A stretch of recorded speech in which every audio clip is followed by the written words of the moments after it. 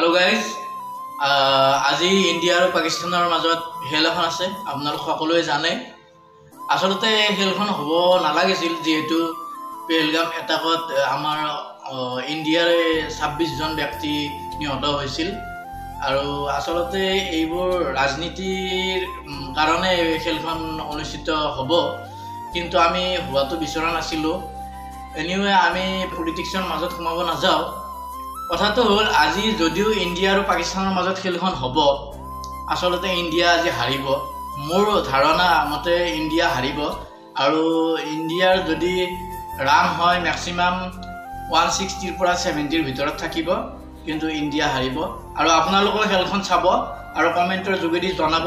কোন জয় হয় কোন আজি হাৰিব খেলটো গাইজ মই এই কাৰণে কৈছো ইন্ডিয়া হাৰিব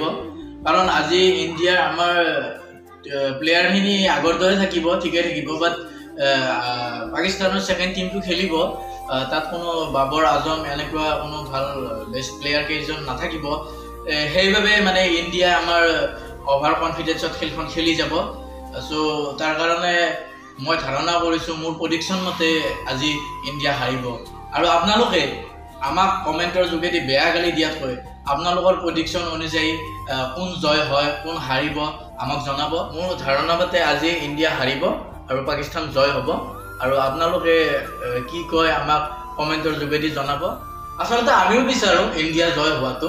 কথাটো হল কি আজি যিমানখিনি কনফিডেন্সত ফুল কনফিডেন্সত আমাৰ ইন্ডিয়া খেলিবলৈ লব